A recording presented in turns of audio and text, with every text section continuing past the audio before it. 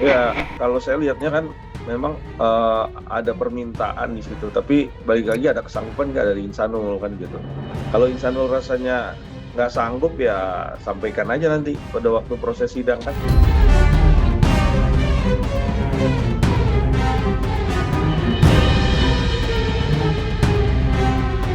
Anaknya umurnya masih kurang lebih 5 tahun ya, Iya. 6 tahun ya. Nah, untuk ukuran 5-6 tahun tuh 30 juta itu kalau menurut pandangan saya terlalu besar.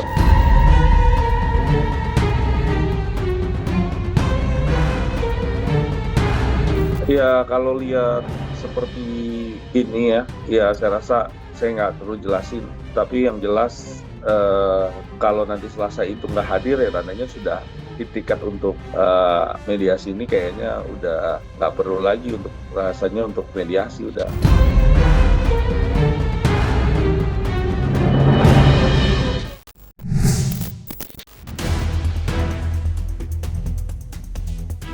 Nama Insanul Fahmi dan Wardati Namawa hingga saat ini masih terus menjadi sorotan publik. Hubungan rumah tangga yang sebelumnya terlihat tenang, kini justru diliputi konflik berkepanjangan yang berujung pada gugatan perceraian. Kisruh di antara keduanya pun seakan belum menemukan titik terang. Belum lama ini, Insan dan Mawa diketahui telah menjalani sidang perdana perceraian mereka di Pengadilan Agama Medan. Namun yang menjadi perhatian, pada sidang perdana tersebut keduanya sama-sama tidak hadir di ruang persidangan. Dan di tengah panasnya polemik tersebut, muncul pula isu baru yang ikut menambah panas situasi. Disebut-sebut, pihak Mawa telah lebih dahulu mengajukan permintaan naskah mut'ah dalam proses perceraian ini. Nilainya pun tidak main-main, yaitu sebesar 45 gram emas dan uang tunai sebanyak 100 juta rupiah. Kabar itu pun langsung mengundang reaksi dari pihak Insanul Fahmi. Melalui kuasa hukumnya, Tommy Triyunanto, pihak Insan memberikan tanggapan terkait permintaan tersebut. Lantas, mampukah Insanul Fahmi memenuhi permintaan naskah mut'ah yang diajukan oleh Wardati Namawa tersebut? Ataukah justru permintaan ini akan menjadi babak baru yang memanaskan proses perceraian mereka di meja hijau?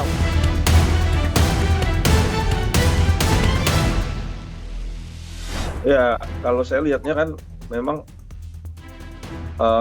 ada permintaan di situ, tapi balik lagi ada kesanggupan nggak dari Insanul kan gitu. Kalau Insanul rasanya nggak sanggup ya sampaikan aja nanti pada waktu proses sidang kan. Atau juga kalau mediasi ini bisa bertemu dua belah pihak kan alangkah lebih baiknya dibicarakan nilainya, angkanya. Kalau ada disepakati ya tulis aja, biar nggak berlama-lama prosesnya kan gitu. Tapi kalau mau sampai proses sidang, biarkan ini proses berjalan sampai pembuktian nanti, terus sampai saksi, alat bukti lainnya, terus bukti lain yang perlu disampaikan kan nanti.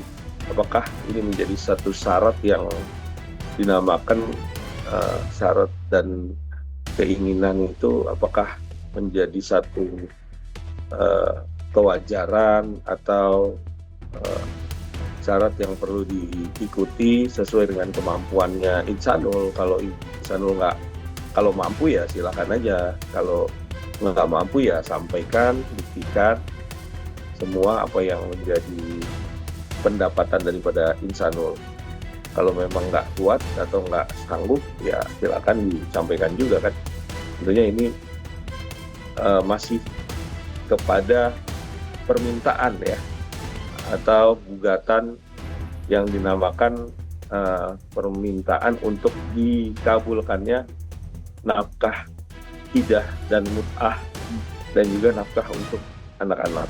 Ya kalau masalah wajar nggak wajar itu kan kemampuannya Insanul. Kalau saya di sini hanya mengawal proses hukum perceraian dan proses hukumnya. Kemarin informasi dari Insanul mendengar melihat seperti itu, dia masih mempertimbangkan. Jadi nanti belum ada kabar bagaimana. Tentunya pasti majelis hakim akan menilai, melihat, dan menganalisa. Dan putusannya saya rasa harusnya sesuai dengan kemampuannya Insanul yang harus dibuktikan. Di tengah bergulirnya proses perceraian ini, permintaan dari pihak Mawah ternyata tak hanya berhenti pada naskah mut'ah saja. Mawah juga dikabarkan mengajukan tuntutan naskah untuk sang anak dengan nominal mencapai 30 juta rupiah. Permintaan tersebut pun segera mendapat tanggapan dari pihak Insanul Fahmi. Melalui kuasa hukumnya, Tommy Triyunanto, pihak Insan menilai bahwa angka yang diajukan itu terbilang cukup tinggi.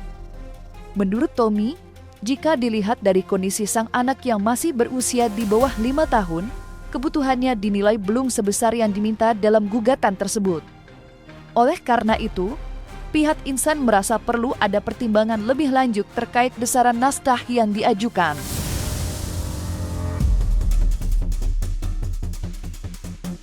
Jadi kalau kewajaran ya, tentunya kita bisa lihat dari banyaknya putusan-putusan yang sudah dijalankan, apalagi di pengadilan negeri, di pengadilan agama Medan. Itu kan tentunya bisa menjadi satu tolak ukur terhadap orang-orang ataupun siapa yang melakukan perceraian berdasarkan kemampuan, berdasarkan penghasilan. Nah nanti kan akan dilihat kalau memang wajar 30 juta atau nggak wajar kebutuhan anak, ya pasti di majelis hakim ngelihat lah. Kalau nggak 30 juta ya yang wajar berapa sih? Misalnya 5 juta atau 10 juta. Ya itu nanti dilihat. Tapi kalau 30 juta, kalau menurut pribadi saya untuk buat kebutuhan anak itu terlalu besar. Karena jarang sekali, karena ini kebutuhan khusus anak ya, apalagi anaknya umurnya masih kurang lebih 5 tahun ya, 6 tahun ya. Nah untuk ukuran 5-6 tahun tuh 30 juta itu kalau menurut pandangan saya terlalu besar gitu. Dia lagi merintis lagi ya, informasinya begitu. Kan karena usahanya dia memang ada di Medan sebagian, tapi banyak yang berhenti. Jadi dia melihat lagi kondisi di sana. Permintaan naskah yang diajukan oleh Mawah pun tak ayal menjadi polemik baru di tengah proses perceraian mereka. Pasalnya, tuntutan tersebut muncul di saat proses persidangan masih berada di tahap awal dan bahkan belum memasuki agenda mediasi. Hal ini pun memicu berbagai tanggapan dari publik yang terus mengikuti perkembangan konflik rumah tangga keduanya. Sementara itu, Pengadilan Agama Medan dijadwalkan akan kembali menggelar sidang lanjutan dengan agenda mediasi pada Selasa, 17 Maret mendatang. Sidang tersebut dinilai akan menjadi momen penting karena di tahap inilah kedua belah pihak akan diberikan kesempatan untuk mencari titik temu dan menempuh jalan damai.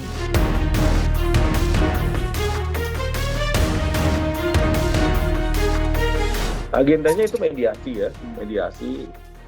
Kalau mediasi ini gagal, ya tentunya lanjut ke proses sidang ya. Jadi kalau mediasi ini kan salah satu bentuk majelis hakim menawarkan atau melalui para pihak ini, kalau mereka mau mengambil mediasinya untuk dilakukan, tandanya majelis hakim memfasilitasi ini untuk bisa dua-duanya hadir kan, harus gitu. Cuman kalau mau dibikin panjang ya panjang kan. Kalau di mediasi itu kan sebenarnya langkah tercepat dalam proses sebelum proses hukum atau proses sidang itu dijalankan kan gitu. Sebenarnya mempersingkat sih. Kalau memang mau rujuk ya rujuk. Ada satu syarat tuangin kan gitu. Kalau mau cerai secara cepat dan memang benar-benar mau baik-baik, dituangkan aja di surat sama-sama kesepakatan kan gitu. Misalnya mau cerai baik-baik, nanti anak ada di ibunya misalnya. Terus nanti dikasih waktu berapa lama, terus gimana pembagian nafkahnya, ya kan ditulis di situ sama-sama sepakat kan. Sebenarnya bisa dipercepat seperti itu, bisa dipermudah lah. Cuman kan balik lagi nih, ya masing-masing itu.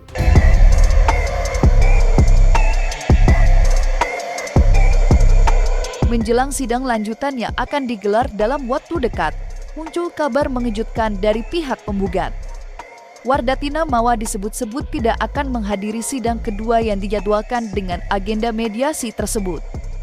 Padahal, tahap mediasi merupakan momen penting yang seharusnya dihadiri oleh kedua belah pihak untuk mencoba mencari titik damai. Absennya Mawa dalam sidang itu pun menjadi perhatian, terlebih lagi ia merupakan pihak yang mengajukan gugatan perceraian terhadap Insanul Fahmi. Hal ini pun menimbulkan berbagai pertanyaan terkait kelanjutan proses mediasi yang sudah dijadwalkan oleh pengadilan. Di sisi lain, pihak tergugat justru menunjukkan sikap berbeda. Melalui kuasa hukumnya, Tommy Triyunanto, diungkapkan bahwa Insanul Fahmi berpotensi untuk hadir dalam sidang mediasi tersebut. Kehadiran Insan dinilai sebagai bentuk itikat baik untuk mengikuti setiap proses hukum yang tengah berjalan.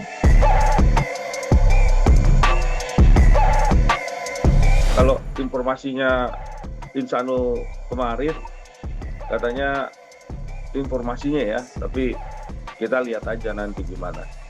Informasinya katanya hari Selasa besok, Mawa juga nggak hadir katanya, informasi seperti itu, tapi nggak tahu benar atau enggaknya ya kan. Tapi saya bilang sama Insanul, ya kalau nanti di Selasa itu datang aja, jadi ngeliatin itikat baiknya kan. Tapi kalau misalnya penggugat nggak datang kan bisa dilihat sendiri, dinilai sendiri kan, bahwa itikat baik itu kan yang dilihatnya, seorang penggugat tuh harus hadir, harusnya seperti itu ya. Nggak ada sih, nggak ada informasi itu sama sekali.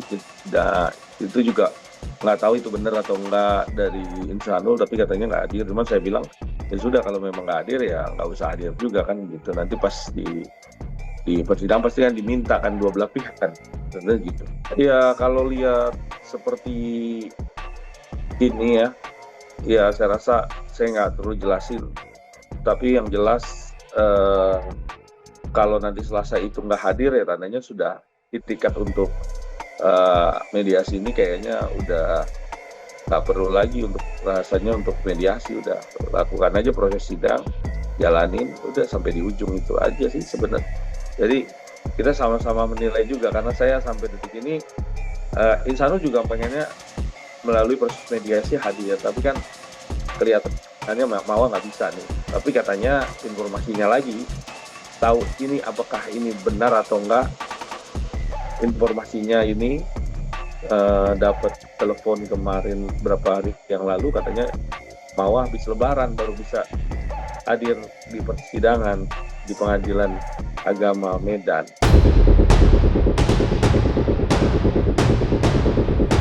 Di tengah konflik rumah tangga yang masih bergulir antara Insanul Fahmi dan Wardatina Mawa, perkara ini ternyata turut menyita perhatian banyak pihak. Tak hanya warganet, sejumlah tokoh publik pun ikut memberikan sorotan terhadap kisruh yang kini tengah menjadi perbincangan luas tersebut. Salah satu yang turut menanggapi adalah pengacara terkenal Hotman Paris Hutapea. Sosok yang dikenal dengan gaya bicara nyentil dan lugas itu turut menyindir perselingkuhan yang dilakukan oleh Insan dan Inara. Orang selingkuh, ada orang selingkuh tuh gila 2 jam loh, 2 jam katanya video itu. Yakin ini aja yang muda-muda nggak sanggup 2 jam.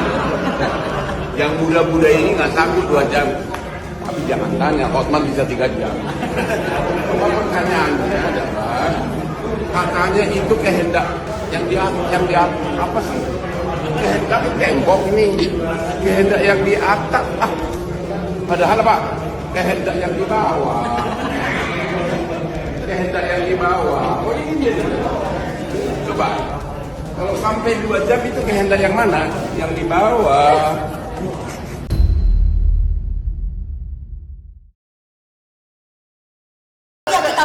Pasti kita pengen ekspresinya. Mengedepankan estetika. Jelas tadi mendengarkan.